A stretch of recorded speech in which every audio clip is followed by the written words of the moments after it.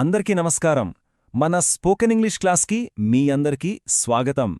ఈరోజు మనం ఇంగ్లీష్లో ఒక పదం గురించి నేర్చుకోబోతున్నాం. ఈ ఒక్క పదం కనుక మీకొస్తే గతంలో జరిగిన విషయాల గురించి మీరు చాలా ఈజీగా మాట్లాడగలుగుతారు. ఇప్పుడు స్క్రీన్ మీద కనిపిస్తున్న ఈ తెలుగు వాక్యాలొక్కసారి చూడండి. నేను అప్పుడు ఇంగ్లీష్ మాట్లాడగలిగాను, లేదా నిన్న నేను రాలేకపోయాను. ఇంకోటి, ఆమె హెల్ప్ చేయగలిగింది. ఈ వాక్యాల్లో కామన్గా ఏముంది చెప్పండి? అన్నీ కూడా గతం గురించి, అంటే పాస్ట్ గురించి మాట్లాడుతున్నాయి. కరెక్టే కదా? గతంలో ఒక పని మనం చేయగలిగామని లేదా చేయలేకపోయామని చెప్పడానికి వాడుతున్నాం. మరి వీటన్నిటినీ ఇంగ్లీష్లో సింపుల్గా ఎలా చెప్పాలి? కేవలం ఒకే ఒక పదం, అదే కుడ్. ఈ ఒక్క పదం వాడి ఇందాక మనం చూసిన వాక్యాలన్నిటినీ చాలా సులభంగా ఇంగ్లీష్లో చెప్పేవచ్చు. కుడ్ అనేది క్యాన్కి పాస్ట్ ఫామ్ అన్నమాట. దాని గురించే మనం ఇప్పుడు వివరంగా క్లియర్గా నేర్చుకుందాం. కుడ్ ఉపయోగించి ఒక వాక్యాన్ని, ఒక సెంటెన్స్ని ఎలా తయారు చెయ్యాలి? అస్సలు కంగారు పడకండి, ఇది చాలా అంటే చాలా సింపుల్ రూల్. ఒక్కసారి వింటే చాలు, మీకే ఈజీగా అర్థమైపోతుంది. ముందుగా సబ్జెక్ట్ పెట్టాలి. సబ్జెక్ట్ అంటే ఆ పని ఎవరు చేస్తున్నారు అనేది. దాని పక్కనే కుడ్ అనే పదాన్ని పెట్టాలి. చివరిగా వర్బ్ యొక్క మొదటి రూపం అంటే V1 ఫామ్ని పెట్టాలి.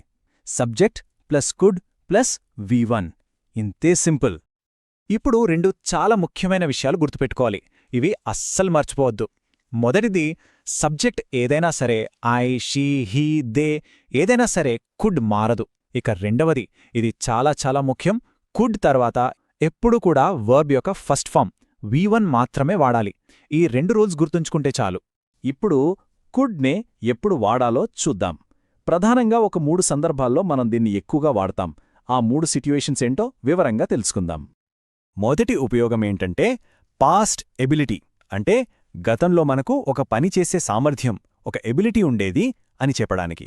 ఉదాహరణకి, I could speak English last year అంటే పోయిన సంవత్సరం నేను ఇంగ్లీష్ మాట్లాడగలిగేవాణ్ణి. బహుశా ఇప్పుడు అంత బాగా రాకపోవచ్చు, కానీ అప్పుడు నాకు ఆ సామర్థ్యం ఉండేది. ఇంకో example, she could cook well, ఆమె బాగా వండగలిగేది. He could drive a car, అతను కారు నడపగలిగేవాడు. ఇవన్నీ గతంలోని ఎబిలిటీని చెప్తున్నాయి. ఇక రెండవ ఉపయోగం, పాస్ట్ పాజిబిలిటీ లేదా ఛాన్స్, అంటే గతంలో ఒక పని జరగడానికి అవకాశం ఉండేది, పాజిబిలిటీ ఉండేది అని చెప్పడానికి. ఇది సామర్థ్యం కాదు, అవకాశం. చూడండి, ఐ కుడ్ కమ్ యెస్టర్డే అంటే నిన్న నేను రాగలిగాను, నాకు రావడానికి అవకాశం దొరికింది అని. We could meet in the evening, మనం సాయంత్రం కలుసుకోగలిగాం. దే కుడ్ హెల్ప్ అస్, వాళ్లు మనకు సహాయం చేయగలిగారు, అంటే ఒక పని జరగడానికి అవకాశం కుదిరింది అని అర్థం చేసుకోవాలి. ఇక మూడవ ఉపయోగం చాలా స్పెషల్. ఇది గతం గురించి కాదు, ప్రెజెంట్ అంటే ప్రస్తుతం గురించి. మనం ఎవరినైనా చాలా మర్యాదగా, పొలైట్గా ఏదైనా అడగాలనుకున్నప్పుడు కుడ్ వాడతాం. ఉదాహరణకు, కుడ్ యు హెల్ప్ మీ, దయచేసి నాకు సహాయం చేయగలరా అని చాలా మర్యాదగా అడగడమన్నమాట. కుడ్ ఐ సిట్ హియర్, నేనిక్కడ కూర్చోవచ్చా అని అనుమతి అడగడం. కుడ్ యు ఎక్స్ప్లెయిన్ స్లోలీ, దయచేసి నెమ్మదిగా వివరించగలరా. కెన్ యూ హెల్ప్ మీ కన్నా కుడ్ యూ హెల్ప్ మీ అనేది ఇంకా ఎక్కువ పొలైట్గా, మర్యాదగా ఉంటుంది. కుడ్ ఎక్కడ వాడాలో చూశాం కదా. ఇప్పుడు మనం ప్రాక్టికల్గా వాక్యాలు ఎలా తయారు చేయాలో చూద్దాం. పాజిటివ్ వాక్యాలు, నెగటివ్ వాక్యాలు, ఇంకా ప్రశ్నలు, ఇవన్నీ ఎలా అడగాలో వివరంగా నేర్చుకుందాం. ముందుగా పాజిటివ్ సెంటెన్సెస్ అంటే చేయగలిగాను అని చెప్పేవి చూడండి. ఇవన్నీ మనం ముందుగా నేర్చుకున్న ఫార్ములా ప్రకారమే ఉన్నాయి. Subject plus could plus V1. I could understand the class, నేను క్లాస్ అర్థం చేసుకోగలిగాను. షీ కుడ్ హెల్ప్ మీ, ఆమె నాకు సహాయం చేయగలిగింది. హీ కుడ్ డ్రైవ్ వెల్, అతను బాగా డ్రైవ్ చేయగలిగాడు. We could finish the work, మేము పని పూర్తి చేయగలిగాము. They could join the meeting, వాళ్లు మీటింగ్లో చేరగలిగారు. ఇప్పుడు నెగటివ్ సెంటెన్సెస్ అంటే చేయలేకపోయాను అని చెప్పడమెలాగో చూద్దాం. ఇది కూడా చాలా సులభం. కుడ్ పక్కన నాట్ చేరిస్తే సరిపోతుంది. Subject plus could not plus V1. మనం మాట్లాడేటప్పుడు కుడ్ నాట్ని కలిపి కుడింట్ అని కూడా నవ్వచ్చు. రెండిటి మీనింగ్ ఒకటే. ఇక్కడ కొన్ని ఉదాహరణలు చూడండి. ఐ కుడింట్ కమ్ యెస్టర్డే, నేను నిన్న రాలేకపోయాను. She could not understand the topic, ఆమెకు ఆ టాపిక్ అర్థం కాలేదు. He could not drive at night, అతను రాత్రిపూట డ్రైవ్ చేయలేకపోయాడు. We could not finish the work, మేము పని పూర్తి చేయలేకపోయాము. They could not help us, వాళ్ళు మాకు సహాయం చేయలేకపోయారు. చూసారా, కుడ్కి నాట్ యాడ్ చేస్తే నెగటివ్ సెంటెన్స్ ఎంత సులభంగా తయారైపోయిందో.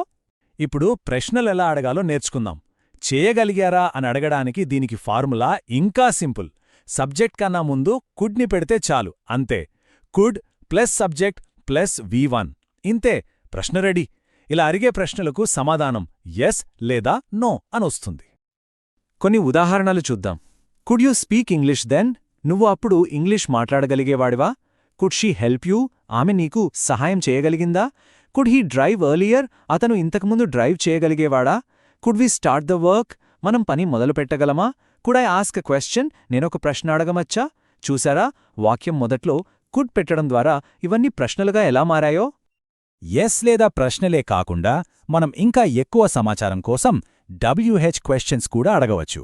అంటే what, where, when, why, how లాంటి పదాలు వాడి.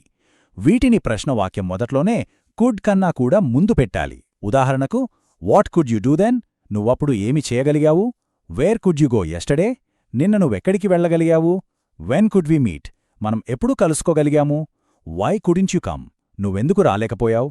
ఈ ప్రశ్నలకు సమాధానం ఎస్ లేదా నో అని కాకుండా ఒక పూర్తి వాక్యంలో చెప్పాల్సి ఉంటుంది. కుడ్తో వాక్యాలు ఎలా తయారు చేయాలో నేర్చుకున్నాం కదా. ఇప్పుడు చాలామంది చేసే కొన్ని సాధారణ తప్పుల గురించి తెలుసుకుందాం. మనం ఈ తప్పులు చెయ్యకుండా ఉంటే మన ఇంగ్లీష్ ఇంకా పర్ఫెక్ట్గా ఉంటుంది. ఈ స్లైడ్ చాలా జాగ్రత్తగా గమనించండి. మొదటి తప్పు, ఐ కుడ్ స్పోక్ ఇంగ్లీష్. ఇది తప్పు. ఎందుకంటే కుడ్ తర్వాత ఎప్పుడూ V1 ఫామ్ రావాలి, V2 కాదు. స్పోక్ అనేది V2. కరెక్ట్ వాక్యం ఐ కుడ్ స్పీక్ ఇంగ్లీష్. రెండవది, could you to help me? ఇది కూడా తప్పే. కుడ్ తర్వాత టు అస్సలు రాకూడదు, డైరెక్ట్గా వర్బ్ రావాలి. So could you help me అనేది కరెక్ట్. మూడవది, హీ కుడ్స్ కమ్. ఇది కూడా తప్పే. కుడ్కి ఎప్పుడూ ఎస్ చేర్చకూడదు. కరెక్ట్ వాక్యం హీ కుడ్ కమ్. మనం ఇప్పటివరకు నేర్చుకున్నదంతా ప్రాక్టీస్ చేసే సమయం వచ్చింది. వినడం ఎంత ముఖ్యమో మాట్లాడటం కూడా అంతే ముఖ్యం. ధైర్యంగా మాట్లాడటానికి ప్రయత్నించండి. ఇక్కడ 2 వాక్యాలు ఉన్నాయి. ఈ ఖాళీలను మీ సొంత ఐడియాలతో నింపండి. గట్టిగా బయటకు చెప్పండి. ఉదాహరణకు, earlier I could run fast. ఇంతకుముందు నేను వేగంగా పరిగెత్తగలిగేవాడిని. లేదా yesterday I couldn't attend the class. నిన్న నేను క్లాస్కి హాజరు కాలేకపోయాను. ఇలా మీకు తోచినవి చెప్పండి. ఈ వీడియోను ఒక్క నిమిషం పాజ్ చేసి ఒక 5 వాక్యాలు చెప్పడానికి ప్రయత్నించండి. ఒకటి గుర్తుంచుకోండి, రోజూ ప్రాక్టీస్ చేయడమే ఇంగ్లీష్ నేర్చుకోవడానికి అస్సలైన దారి. మీరు ఎంత ఎక్కువగా మాట్లాడటానికి ప్రయత్నిస్తే మీ ఇంగ్లీష్ అంతా ఆటోమేటిక్గా ఇంప్రూవ్ అవుతుంది. తప్పులు జరుగుతాయని అస్సలు భయపడకండి. అందరూ తప్పులు చేసే నేర్చుకుంటారు. మీరు తప్పకుండా చేయగలరు. ఈ క్లాస్ మీకు నచ్చి ఉపయోగపడింది అనిపిస్తే ఈ వీడియోని లైక్ చేయండి. మన ఛానల్కి సబ్స్క్రైబ్ చేసుకోవటం మర్చిపోకండి. మీ సపోర్ట్ మాకు మరిన్ని మంచి వీడియోలు చేయడానికి ఎంతో ప్రోత్సాహాన్నిస్తుంది. చాలా ధన్యవాదాలు.